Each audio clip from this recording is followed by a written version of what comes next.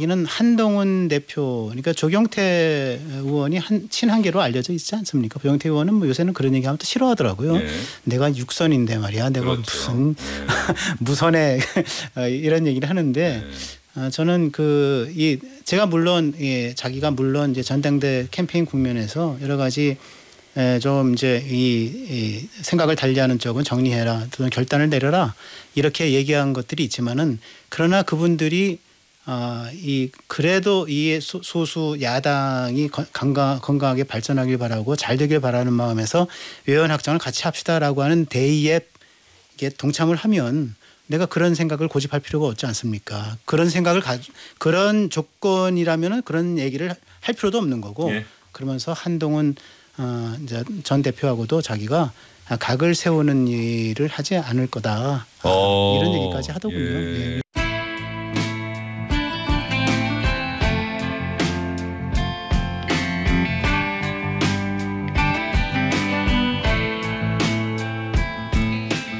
예, 두 분 소개해드리겠습니다. 한겨레 신문의 성한영 선 기자, 문화일보의 허민 전 기자 나오셨습니다. 두 분 어서 오십시오. 네, 안녕하십니까. 예. 네. 9월이 시작됐습니다. 9월이 시작됐는데 두 분 뭐 정치권에 뭐 변화가 좀 있을까요? 아니면 지금까지 그래왔던 것처럼 계속해서 특검의 수사가 진행 중이니까는 다들 지금까지 해왔던 것처럼 그대로 할까요? 어떻게 보세요, 허민 기자는? 네, 뭐 연말까지는 지금 이 기조로 거의 갈 것 같습니다. 네. 일단 3대 특검 내람 김건희 그리고 누구죠? 3대 특검 최상병 특검이죠. 특검 이렇게 세 개의 특검이 진행되는 동안에는 가뜩이나 지금 여권이 이제 다수당이 국회 절대 다수당이고 여당은 저 소수당인 상황에서 뭐 어찌할 수 없는 뭐 행동의 이 여지가 굉장히 좁아진 상황이고, 그리고 정청래에게 강경한 좀 입장을 반영하는 정청래 여당 대표가 있는 상황이기 때문에 네. 저는 이 대화 정국으로 넘어가기 굉장히 어렵다. 그래서 이 교착 정국, 그다음에 이제 대결 정국이 연말까지는 진행될 거다. 그런 생각이 듭니다. 연말까지는 지금 상태 그대로 갈 수밖에 없을 것이다. 네. 예, 성한영 기자 보시기는 어떠세요? 네, 걱정이죠. 뭐 어떤 뭐 부탁 하나만 꼭 드리고 싶은 게 있는데 네. 장외 투쟁은 안 했으면 좋겠어요. 어쨌든 국민의힘. 예, 아무래도 이제 야당이 장외 투쟁하는 여당이 장외로 갈 일은 이제 상대적으로 좀 없어 보이니까요. 예. 어쨌든 국회가 가장 강력한 어떤 싸울 수 있는 무대거든요. 그래서 거기서 뭐 힘이 부족하고 숫자가 달려서 좀 어려움이 있더라도 거기서 얘기하는 게 다 역사의 기록으로 남습니다. 예. 그런데 국회를 포기하고 이제 광장으로 나간다는 것은 정치를 포기하는 그런 의미가 강하죠. 그래서 뭐 그런 모습을 좀 안 보여주셨으면 끝까지 국회에서 좀 노력해달라. 이 말씀을 꼭 드리고 성한영 기자가 뭐 취재하거나 느끼신 바로는 국민의힘에서는 좀 그런 기류가 있어 보입니까? 예. 그렇게 뭐 불가피할 것이다 이렇게 얘기하는 당직자들도 있고요. 그 좀 오래된 실무 당직자 중에 고참들은 벌써 이제 후배들한테 롱 패딩 미리 좀 준비하는 게 좋겠다 뭐 이런 얘기들도 한다고 합니다. 그러니까 굉장히 이제 가을 겨울로 넘어가면서 굉장히 이른바 장외 투쟁을 많이 할 것이다 이렇게 보는데, 그래서 제가 좀 안 그랬으면 좋겠다 이렇게 말씀을 드린 겁니다. 그 부분은 말이죠. 제가 장동혁 대표가 이제 전당대회에서 눈여겨봐야 될 것이다. 1등을 할 가능성이 있다라고 하는 얘기를 제가 허민 기자 그건 인정합니다. 계속 그 얘기는 하셨어요. 한 달 전부터 말씀을 드렸었는데 어쨌든 그렇게 됐는데, 장동혁 당대표가 굉장히 강성 지지층의 표심을 얻고 당선된 거는 맞죠. 예. 그런데 당선된 이후에는 사람이 조금 바뀌고 있는 겁니다. 네. 그거는 지금 이미 그렇게 드러나고 있고 통합을 얘기하고 있고, 그거는 마치 이재명 대통령이 소위 이게 강성 지지층을 배경으로 해서 대통령이 됐지만 대통령이 되고 나서는 당심을 넘어서 민심을 바라봐야 하는 것과 같은 이치입니다. 장동혁 대표도 이게 바보가 아닌 이상 이게 결국은 초강경 투쟁 일변도로 나가는 것이 외연 확정에 얼마나 도움이 되지 않는가를 잘 알고 있는 것이기 때문에 뭐 저랑 나눈 얘기도 있고요. 그래서 저는 그거는 장동혁 대표로 있는 한 장애 투쟁으로 나가는 건 쉽지 않을 거다. 그런데 장동혁 대표 이야기를 하셨으니까 저는 이 질문 한번 드리고 싶네요. 그 말씀하시니까. 어쨌든 간에 강성 지지층이라고 하는 분들 어떤 면에서 보면 호랑이라고 비유할 수 있고, 장동혁 대표는 호랑이 등에 올라탔는데, 그러니까 장동혁 대표가 지금 허민 기자가 이야기하신 거는, 자 대표 연설이 끝났고 대표로 선출이 됐다. 그러면 장동혁 대표가 그 호랑이를 제어할 수 있는 힘이 있다고 보시는 겁니까? 저는 예컨대 지금 뭐 나중에 또 질문이 나올지 모르겠는데 대통령과 1대1 회동 제안 같은 것들이 있지 않습니까? 지금 그런 상황에서 제가 며칠 전에 장동혁 대표 이제 축하 인사 겸 전화를 하면서 그때는 영수회담이라는 이제 표현이 나왔던 때였기 때문에 이제 여야 회동이라는 게 이전에 받을 거냐 그랬더니 받아야죠. 한마디로 딱 받아야죠라고 얘기를 하더라고요. 그래서 대통령이 해외 순방을 하고 순방 결과를 얘기하겠다는데 이게 받는 것이 맞지 않습니까? 어떻게 생각하십니까? 그래서 그 말이 맞다. 그리고 이제 저랑 장동혁 대표가 얘기를 하면서 일치를 본 것이 거기서 야당의 분명한 요구를 전달을 하고 요구를 대통령이 받으면 그것이 협치의 신호탄이 되는 것이고 그건 장동혁 대표의 성과가 되는 것이고 그다음에 또 그렇지 않고 만약에 받지 않고 이것이 우물쭈물 넘어가게 된다면 그것이 투쟁의 명분이 되는 건데 그래서 장동혁 대표는 이게 굉장히 스마트한 그 측면이 있어서 그렇게 얘기를 하고 있어요. 그리고 장동혁 대표가 당권 전당대회에서 누구도 예상하지 못했던 그 힘을 받아서 당심을 얻어서 당대표가 됐을 때 아무도 그 당심이 장동혁 대표에게 그 많은 지지가 간다고 생각하지 못했거든요. 장동혁 대표가 지금 당내에서 이 당심을 아우르는 그 어떤 그 포스랄까 힘이 제가 볼 때는 저게 1.5선 재선도 아닌 1.5선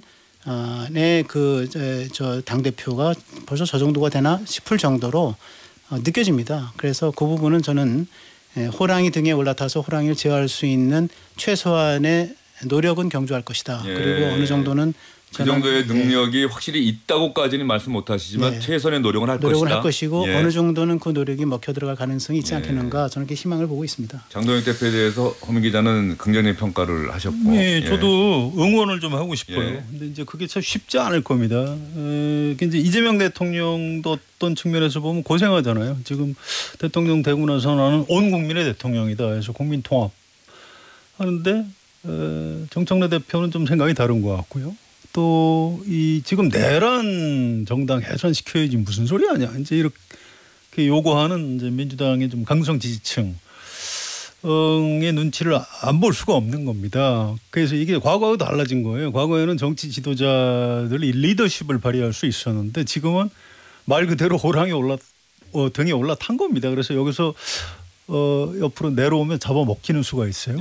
그래서 이게 장동혁 대표 굉장히 합리적인 사람이라고 평가를 많이 하고요. 물론 전당대회 과정에서 막 이렇게 좀 빗발을 세우고 소리 지르는 거 보고 저도 굉장히 놀랐는데 본래의 모습이 좀 판사도 오래 하고 합리적인 사람이기 때문에 잘 해줬으면 좋겠다. 이 응원을 드리고 싶은데 이게 당장 당내에서 김민수 최고위원 윤석열 김건희 석방하라 이런 얘기 하고 있고 전환길 신도 바깥에서 지금 나한테 다 줄 서면 공천 줄 수 있다 전환길 이런 얘기. 씨가 지금 상황 같은 이야기를 계속 하고 있어서 상황은 아니겠죠. 근데 어쨌든 본인이 그런 식으로 이야기를 하고 있다는 얘기죠. 어쨌든 그런 것들을 과연 장동혁 대표가 잘 좀 제어해 나갈 수 있을까 걱정은 되지만 어쨌든 저는 좀 잘 해달라 꼭 당부드리고 자 그러면 지금 김민수 최고위원 이야기를 하셨는데 아마 청취자 여러분들도 김민수 최고위원이 어떤 정치인인지 일약 이번 제1야당 전당대회에서 최고위원에 선출이 됐어요. 그리고 선출되고 나서 언론 인터뷰에서도 사실 제가 지난번에 이 시간에도 제가 다른 분한테 그 질문을 드렸었어요. 이 국민의힘 지도부가 주영진의 뉴스 직격에 출연을 한다. 그런데 이야기를 하다가 이미 헌법재판소에서 헌법적 판단이 끝난 사안에 대해서 그건 그렇지 않다라고 이야기를 한다면 그런 인터뷰를 과연 우리가 내보내야 되는지 나는 벌써부터 고민이 된다라고 이야기를 했었는데 실제로 김민수 최고위원은 다른 방송과 인터뷰에서 그런 이야기를 했어요. 헌법재판소의 탄핵 결정을 나는 받아들일 수 없다. 언제든지 또 바뀔 수 있는 건 아니냐 이렇게 이야기를 했는데 윤석열 전 대통령 접견 이미 신청해 놓고 난 기다리고 있다. 이 벌써 일부 언론에서는 김장대첩이라고 해서 장동혁 대표는 대표가 되고 나서는 약간 지난번에 경선 과정에서는 접견하겠다고 하고 약속 지킬 거라고 얘기했는데 지금은 약간 그전과는 다르게 좀 소극적으로 돌아섰다. 그래서 김장대첩이니 이런 표현도 나왔는데 김민수 최고위원은 오늘 아침 최고위원회에서 윤석열 김건희 부부를 석방해라 또 이런 주장을 했다고 합니다. 이 주장은 그래도 헌법적 판단까지 들어간 사안은 아니고 이 이야기를 한번 들어보고 나서 청취자 여러분들의 비판적인 의견 뭐 또 그 견해 보내주시면 저희가 적극적으로 반영을 하고요. 두 분의 의견도 한번 들어보도록 하겠습니다. 내란죄가 확정되지 않았음에도 민주당은 윤석열 대통령을 내란 확정범으로 몰고 있습니다. 민주당이 진정 국민을 위한다면 정치 보복성 모든 수사를 멈추십시오. 윤석열 대통령과 김건희 여사 석방하십시오. 자, 윤석열 대통령과 김건희 여사 석방하십시오. 김민수 최고위원의 이런 주장을 어떻게 봐야 됩니까? 서원영 기자 생각은 어떠세요? 글쎄요, 이제 저는 보수하고 극우하고 차이가 있다면 보수는 어떤 체제를 지키는 그런 가치를 보수라고 할 수 있고요. 극우라 하면 체제를 부정하는 것. 그러니까 민주주의의 가장 기본적인 질서, 삼권 분립, 또 선거 결과, 법원의 결정 이런 것들을 이제 부정하는 게 곧 또 사법부에 쳐들어가서 폭동을 일으킨다거나 이제 뭐 이런 정도가 되면 이건 극우라고 할 수밖에 없다 이렇게 네. 생각을 하는데 지금 김민수 최고위원 얘기 헌법재판소 인정할 수 없다. 특검 수사 멈춰라.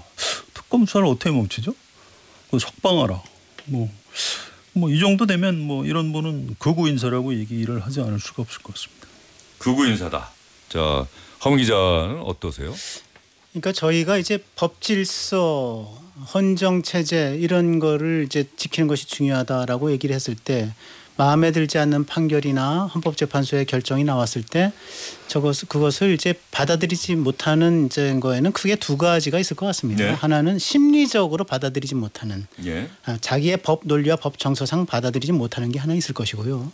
두 번째는 실제로 이거는 내가 절대 받아들일 수 없다. 이 결과를 받아들이지 못해서 이걸 불수용하고 이거를 만약 다시 거꾸로 이제 되돌리기 위한 투쟁을 하겠다. 이렇게 행동으로 나가는 이제 이 거부 심리가 있을 텐데 두 개는 다르다고 봅니다. 네. 저 같은 경우에도 계엄은 잘못됐지만 이것이 과연 탄핵으로까지 가야 되느냐라고 하는 거에 대해서는 아직도 좀 심리적으로 100% 받아들이지 못하는 측면이 있어요. 그러나 헌법재판소의 결정이 나왔을 때 저는 그건 당연히 수능해야 되고 네. 수용해야 되는 거죠. 그거는 그럼 대한민국 저 법질서 헌법 체제 안에 사는 국민이라면 다 그렇게 해야 되는 거죠. 뭐 그것이 보수에 갇힐 수도 있고 뭐 진보도 그런 수용을 해야 되는 거고요. 김민수 최고위원이 지금 국민의힘 최고회의에서 이렇게 얘기했을 때 이제 뭐 아마 윤석열 전 대통령 CCTV를 보고 나서 이제 흥분 상태에서 얘기를 한 것 같은데 윤석열 전 대통령을 마치 이제 내란이 확정된 확정범인 것처럼 취급하는 건 문제가 있다. 뭐 이 말은 저는 할 수 있는 말이라고 봅니다. 재판이 끝나지 않았으니까 내란 확정범처럼 취급하는 것은 문제가 있다. 그건 할 수 있는 말인데 네. 일체의 수사를 중단하고 그리고 윤석열 전 대통령 부부를 석방하라. 이거는 뭐 전 동의할 수 없는 부분이죠. 그거는 뭐 이거 가지고 제가 뭐 극우냐 그냥 그냥 우익이냐 이렇게까지 제가 구분할 생각은 없지만은 분명히 이거는 잘못된 겁니다. 그래서 저는 아까 이제 장동혁 대표 얘기하다가 여기까지 나오지 않았습니까? 장동혁 대표가 마치 강경 보수 세력 전폭적인 지지를 얻어가서 됐기 때문에 헤어나지 어려울 거다라고 하는 일각의 시각에 대해서 제가 그렇지 않을 수도 있다라고 얘기하는 할 수 있는 증거가 뭐냐면은 이렇게 김민수 최고위원이 얘기했을 때 당 대변인이 공식적으로 저거 당의 의견이 아닙니다라고 딱 치고 나왔잖아요. 예. 이거는 장동혁 대표와 의견을 나눈 거예요. 그래서 의견을 나누고 당의 의견이 아니기 때문에 라고 해서 공개석상에서 얘기를 한 겁니다. 그만큼 조율이 된 거고 그만큼 사리 판단을 할 수 있는 그런 상황 그 상황을 이게 자기가 지배할 수 있는 여유가 생긴 거라고 저는 생각을 하고요. 장동혁 대표의 이러한 행보는 난 앞으로도 끊임없이 자기를 지지해준 강성 지지층과 어느 정도는 불편한 관계를 계속할지 몰라도 그러나 외연 확장을 위한 길이라고 하는 신념 속에서 이러한 길을 갈 것이다. 저는 그렇게 생각합니다. 지금 그 말씀 들으면서 그 주요 정당들이 아침에 회의를 할 때 말이요. 기자들이 있는 데서 이제 대표부터 최고위원들 뭐 원내 대책회의를 할 때는 뭐 원내대표부터 해서 뭐 수석 부대표들이 쭉 이야기를 하고 그다음 비공개로 회의가 전환되지 않습니까? 그런데 공개적인 자리에서 최고위원들이 한다는 이야기는 상당 부분 사전에 조율이 되는 경우가 많잖아요. 역할도 분담하고. 그런데 지금 김민수 최고위원의 이야기는 뭐 좋습니다. 국민의힘 지지층에서 김민수 최고위원 같은 발언하는 사람들 지지하는 지지층이 분명히 많고 김민수 최고위원이 아마 2등으로 당선됐을 거예요. 최고위원과. 그렇습니다. 네. 그런데 이 주장들이 국민의힘의 강성 지지층의 의견을 대변한다. 마음을 대변한다. 거기까지는 이해할 수는 있지만 국민 다수 뭐 지금의 그 헌법재판소 탄핵 결정을 보고 대선이 치러지고 대선을 통해서 마음을 표현했던 국민의 다수는 지금 현재 진행되고 있는 특검의 수사라든지 재판이라든지 이런 부분을 통해서 빨리 헌법 부정 이런 부분들이 심판받고 더 나은 대한민국으로 가기를 원하는데 김민수 최고위원은 젊은 최고위원인데 지금 이야기하는 게 윤석열 전 대통령처럼 이재명 대통령 한미 정상회담 보니까는 자 외교 그렇게 윤석열 전 대통령처럼 당당하게 하는 것이 얼마나 어려운지 알았지. 뭐 이런 어떤 윤석열 전 대통령을 뭐 우상시한다. 뭐 이런 견해를 갖고 있으니까 이게 과연 국민들로부터 지지를 받을 수 있는 발언이냐 이런 생각이 좀 든단 말이에요. 이건 정말 어떤 면에서는 야 저런 얘기를 해도 최고위원이 되는구나. 이 국민의힘 정말 대한민국의 정당이라고 할 수 있나라고 하는 생각을 가진 분들이 더 많지 않을까 이런 좀 걱정이 들어요. 저도 이제 걱정스러워서 말씀을 드리는 건데요. 이제 이게 이 뭐 보수 우구 뭐 국민의힘 민주당 다 가급적이면 대한민국 전체를 좀 이렇게 아우르면서 국민 통합적으로 가는 게 맞지요. 선거 때야 뭐 각 세우고 싸울 수 있는데, 근데 지금 선거도 끝났고 전당대회도 끝났는데 계속 이렇게 얘기를 하면 안 되는 거고요. 앞으로 최고위원회를 일주일에 한 2번, 3번쯤 하죠. 그때 이제 이 김민수 최고위원이 뭐라고 하는지 좀 보고 싶어요. 이걸 매번 최고회의 때마다 이런 얘기 계속한다 그러면 이거는 장동혁 대표가 그냥 방치하는 겁니다. 그러니까 아까 주영진 앵커 말씀하셨듯이 사전에 조율을 하고요. 사전 조율이 안 되면 비공개 회의 같은 데서 다음에는 그런 얘기는 좀 자제해달라라든가 뭐 논리를 이렇게 좀 잘 가다듬어달라라든가 이런 식으로 얘기를 해야 되는데 만약에 앞으로 김민수 최고위원이 이 발언을 굽히지 않고 계속한다고 그러면 이 장동혁 대표의 리더십에 문제가 있거나 아니면 장동혁 대표의 마음의 절반쯤은 김민수 최고위원의 동의를 하는 것일 수도 있어요. 예. 그러니까 앞으로 이제 회의에서 뭐라고 하는지 좀 지켜보겠습니다. 그 민주당의 민영배 의원이 검찰개혁 초강경 검찰개혁안을 들고 나오고 있는데 그 대통령과 조율해서 한 얘기 아니지 않습니까? 예, 그러니까 어디나 이런 목소리가 있으면 반대 목소리가 있는 거고. 김대중 대통령 때 제가 장동혁 그 대표랑 전화 통화하면서 제가 그 얘기 조경태 의원은 어떻게 할 거냐 이걸 물어봤어요. 그러니까 조경태 의원에 대해서는 자기가 그래도 품고 가야 되지 않느냐라는 얘기를 하더라고요. 네, 예. 이건 뭐 선거 때 한 얘기를 확 뒤집은 거네. 네, 그러니까 이거 일종의 저 SBS 주영진 뉴스 직접 스쿠프입니다 지금. 네, 근데 그래서 왜 그렇게 생각하냐 그랬더니. 그래도 당내에서 반대 목소리가 있는 것이 다양성을 살려 나가는 길이 당을 건강하게 하는 거 아니겠느냐. 그 제 정치 철학과 일치하는 건데요. 저는 뭐 협치를 가지고 제가 박사 논문을 쓴 사람인데 제가 DJ 때의 경험을 얘기했어요. 네. 김대중 대통령은 늘 7대 3의 원칙을 지켰다.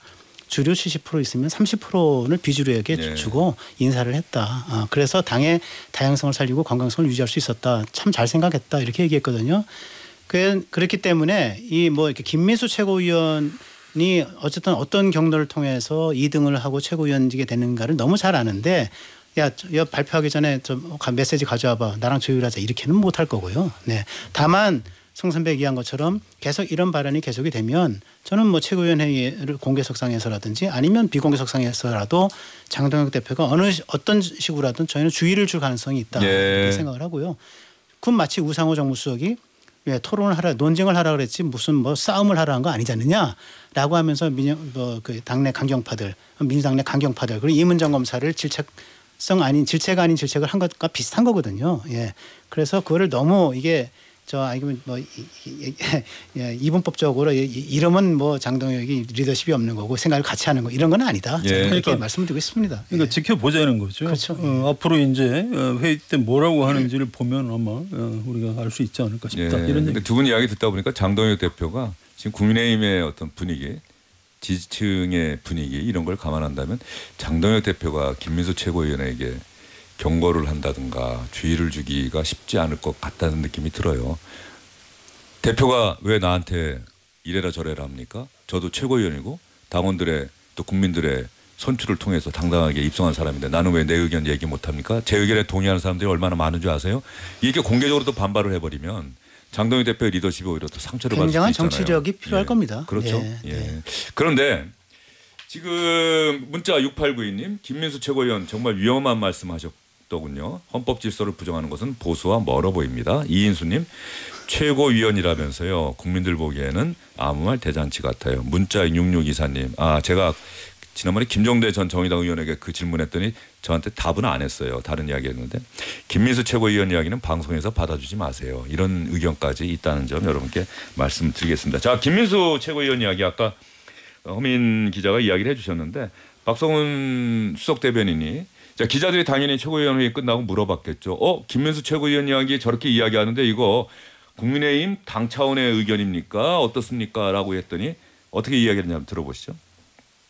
김민수 최고위원의 발언에 대해서는 저희가 당 지도부의 합의된 그런 의견은 아닙니다. 오늘 다만 우리 현 장동혁 지도부 체제 하에서 국민적 상식, 그 보편성, 그리고 합리성이라는 그 기준 하에서 이 문제를 접근하려고 하고 있습니다. 그렇기 때문에 김민수 최고위원의 발언 그 자체가 현재 장동혁 당 지도부의 전체 의견으로 그렇게 생각하시면 안 될 것 같고요. 자, 박성훈 대변인 이야기는 상당히 합리적입니다. 국민적 상식, 보편성, 합리성 이게 장동혁 체제의 국민의힘의 원칙이다. 그런 측면에서 본다면 김민수 최고위원 이야기는 적절치 않다라는 뜻을 함의하고 있는 것 같아요. 그런 거죠. 예. 하여튼 참 다행입니다. 어쨌든 장동혁 대표 생각이나 박성훈 의원 생각이 굉장히 지금 합리적인 수준에 있는 거고요. 이게 이런 게 있을 거예요. 지금 장동혁 대표가 제대로 싸우자 이런 얘기를 했는데 싸우려면 숫자가 필요합니다. 그런데 여기서 이를테면 당내 비주류하고 계속 갈등이 벌어지면 혹시라도 진짜 몇 명이라도 탈당을 하게 되면 지금 의석이 107석밖에 안 돼요. 네. 100석 미만으로 떨어지면 개헌 저지선이 무너지는 거고 심지어 의원 제명도 막 당할 수가 있는 겁니다. 그래서 이 큰일 나는 수가 있어요. 그래서 이제 뭐 정책위 의장 인선이나 뭐 이렇게 두루 들어온 거는 합리주의자들로 지금 하고 있는 이런 상황입니다. 그래서 이런 뭐라고 그럴까요? 당내 통합 이걸 이제 유지를 해야 되는데 문제는 아까도 말씀드렸듯이 당 밖에 강성지층은 또 약간 생각이 다른 것 같아요. 그래서 이걸 얼마나 이제 장동혁이라는 정치인이 버텨낼 수 있는가. 하여튼 좀 제발 좀 힘을 내달라고 저는 응원 드리고 싶고요. 이렇게 제가 주문을 하는 이유는 이렇게 야당이 좀 강력해야 정권하고 여당을 잘 견제할 수 있는 겁니다. 네, 그래서 좀 제발 부탁드리는 심정으로 말씀드립니다. 자, 그리고 조금 전에 허민 기자가 주영진의 뉴스 직격에서 특종을 하나 이야기해 주셨다라고 하는데 조경태 의원에 대해서 장동혁 대표가 품고 가야죠라고 이야기를 했다라고 하는 것은 전당대회 과정에서 한 이야기를 180도 뒤집는 이야기인데 그러니까 어떤 면에서는 당내에서는 참 그렇게 갈 수밖에 없을 거죠. 참 잘한 결정이다라고 생각을 하는 사람들이 더 많긴 하겠습니다만 장동혁 대표를 지지했던 지지층 입장에서 보면은 장 대표 당신이 뭐라고 내가 당신을 대표로 만들어줬는데 우리가 만들어줬는데 조경태 같은 사람하고 어떻게 당을 같이 갑니까? 뭐 이렇게 또 갈 수도 있는데 이걸 아직 공식화한 건 아닌데 허민 기자하고 이야기하면서 그 이야기를 한 건 아니겠습니까? 자, 이미 방송 나갔으니까 이제 일부에서 들으면 이것도 기사를 얼마든지 쓸 수 있는 기사예요. 제가 쓰라 그러면 지금 쓸 수 있어요 벌써. 그런데 어떻습니까? 그 정도 각오돼 있는 거예요? 장동혁 대표가 이야기 들어봤을 때? 저는 그렇게 느껴졌습니다. 제가 몇 개의 이제 그 아이템을 놓고 대화를 주고받았는데 근데 전한길 씨는 당직을 줄 것이냐 그랬더니 자기는 전한길 씨를 당직을 주지 않을 것이다 이렇게 얘기를 하더라고요. 그분은 의병이 더 맞지 않느냐 뭐. 그러니까 그리고 전한길 씨 스스로가 난 당직을 맡지 않겠다라고도 얘기를 했다고 합니다. 뭐 제가 그래요? 이 이야기도 또 전한길 씨는 스스로 당직을 맡지 않겠다고 장동혁 국민의힘 대표에게 이야기했다고 합니다. 그래서 서로 나눈 얘기가 뭐 어디부터 내 얘기고 어디부터 장동혁 대표 얘기인지는 지금 구분이 가지 않는데 서로 나눠서 생각을 일치시킨 내용이 그러니까 결국은 어떤 사람은 원내에서 활동을 하고 또 당내에서 활동을 하고 어떤 사람은 당 밖에서 또는 원외에서 활동을 해서 역할 분담을 하는 것이 어떤 면에서는 더 굉장히 효과적인 당의 운영이 되지 않겠느냐 이런 얘기를 또 나눴거든요. 그리고 조금 더 얘기를 하면 자기는 한동훈 대표, 그러니까 조경태 의원이 친한계로 알려져 있지 않습니까? 조경태 의원은 뭐 요새는 그런 얘기하면 또 싫어하더라고요. 네. 내가 육선인데 말이야, 내가 그렇죠. 무슨 무선에 이런 얘기를 하는데 저는 제가 물론 자기가 물론 이제 전당대 캠페인 국면에서 여러 가지 좀 이제 이 생각을 달리하는 쪽은 정리해라, 또는 결단을 내려라 이렇게 얘기한 것들이 있지만은 그러나 그분들이 그래도 이 소수 야당이 건강하게 발전하길 바라고 잘 되길 바라는 마음에서 외연 확장을 같이 합시다라고 하는 대의에 이게 동참을 하면 내가 그런 생각을 고집할 필요가 없지 않습니까? 그런 생각을 그런 조건이라면은 그런 얘기를 할 필요도 없는 거고 예. 그러면서 한동훈 이제 전 대표하고도 자기가 각을 세우는 일을 하지 않을 거다 이런 얘기까지 하더군요. 예. 그래서 그러니까 저런 것들이 한동훈 대표 전 대표가 SNS 통해서 장동혁 대표가 잘해주기 바란다 또 이런 글을 올리기도 했어요. 네, 그렇습니다. 예. 아마 그런 메시지가 제가 볼 때는 한동훈 전 대표 쪽에도 어느 정도 흘러가지 않았을까라는 추측은 해봅니다. 예. 그래서 그런 서로 주고받는 것이 생긴 거 아닌가 그렇게 생각을 하고. 예, 허비 기자 이야기 들으면서 이 장동혁 대표에게 지금 바로 전화해서 한번 인터뷰하고 싶은 생각은 드는데 혹시 또 당황할까봐 또 그러면은 또 이 지지자들한테는 또 예의가 아니기도 해서 뭐 저희도 시간을 잡아서 장동혁 대표하고는 한번 인터뷰를 해보도록 하겠습니다. 두 분 혹시 그 이재명 대통령이 여야 대표들 회동해서 한미 정상회담 그 결과를 설명하고 앞으로 어떻게 나갈 것인지 좀 협의하고 싶다. 이거 좀 잘 되고 있습니까? 지금 장동혁 대표가 조건으로 건 게 이번에는 뭐 정청래 대표랑 같이 만나는 거 좋은데 그러면 약속을 해줘야 된다. 다음엔 나랑 이재명 대통령이 따로 1대1로 만나는 거 약속해줘야 된다라고 하는 건데 이 부분은 또 용산 대통령실에서 좀 감을 표하고 있다 이러던데. 그러니까 지금 실무적으로 접촉하고 있고 얘기가 잘 되고 있다고 합니다. 그래요? 예, 그래서 네. 머지않아 발표할 것 같고요. 일단 뭐 약속 그런 것도 좋지만 형식을 뭐 그 전에도 그런 전례가 있어요. 일단 1대1 회담도 하고 3자 회담도 하고 이런 방법이 있습니다. 그렇죠. 그 다들 같이 온 자리에서 예, 좀 같이 이야기하다가 그렇습니다. 그러면 저 장동혁 대표랑 좀 잠시 이야기하겠습니다. 정청래 대표 먼저 가시죠. 이렇게 하고 나서 할 수도 있고 그렇습니다. 중간에 잠깐 아니면 사전에 미리 또 그런 티타임 같은 걸 하고 또 정청래 대표나 뭐 개혁신당 대표도 같이 부를지 모르겠습니다. 조국혁신당 또 이렇게 같이 만날 수도 있고 그렇죠. 그렇습니다. 이제 지금 제가 듣고 있는 게 이제 그런 기술을 좀 발휘하고 있다. 뭐 이번에 회동하고 그다음에 따로 만나는 게 아니라 예. 뭐 그런 다양한 방안을 검토 중이고요. 뭐 양쪽에서 일단 만나는 게 서로 정치적으로도 이득입니다. 지금 이재명 대통령도 한일 정상회담, 한미 정상회담에서 성과를 내 가지고 왔는데 국내 정치에서 이렇게 꼬이면 그게 반감되거든요. 그래서 야당 대표하고 만나서 설명을 해야 될 필요가 있는 거고 또 장동혁 대표도 어렵사리 지금 역전을 해서 야당 대표가 됐는데 대통령하고 좀 이렇게 딱 얘기하는 걸 보여줄 필요가 있죠. 만나는 것 자체가 서로 이득이에요. 그래서 그 안에 의제는 생각보다 그렇게 뭐 많은 걸 기대하는 분위기도 아닙니다. 그래서 곧 뭐 오늘 밤이나 내일이라도 예고하는 브리핑을 하지 않을까 이렇게. 성 선배 얘기한 거가 내용이 저 생각이랑 99%예요. 싱크로율이 99%고요. 결국 이 이재명 대통령으로서는 방미 성과와 이제 해외 순방 성과를 얘기함으로써 자기의 이제 외교안보 대외 정책의 성과 치적을 더 널리 알리는 그러한 또 협치의 모양새를 취하는 그러한 그런 를 이득을 취할 수가 있는 거고 장동혁 대표는 당연히 지금 뭐 사람과 악수하지 그래서 저기 야당 과는 쳐다보지도 않는 이제 정청래 대표 체제가 아니고 오히려 자기의 파트너가 대통령님을 이렇게 좀 홍보하는 그런 효과를 통해서 여러 가지 정치적 이득을 가져올 수 있기 때문에 윈윈이라고 저는 생각을 하고요.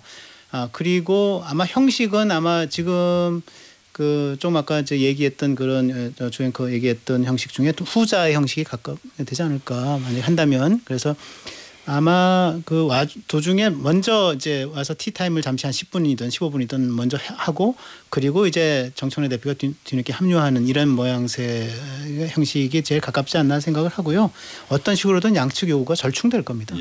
장동혁 대표 입장에서는 이재명 대통령과의 회동 동시에 정청래 대표와 악수하는 모습이 사실상 제1야당 대표로서의 데뷔전이 아닐까 하는 생각이 좀 많이 들어요. 이미 대표로 선출되긴 했습니다만 그 부분은 좀 성한영 기자가 아까 이야기한 거 보니까는 대통령실에서 오늘 중에라도 발표가 가능할 것 같다 이런 이야기 저희도 한번 방송 끝나기 전까지 계속 좀 촉각을 곤두세우면서 지켜보도록 하겠습니다.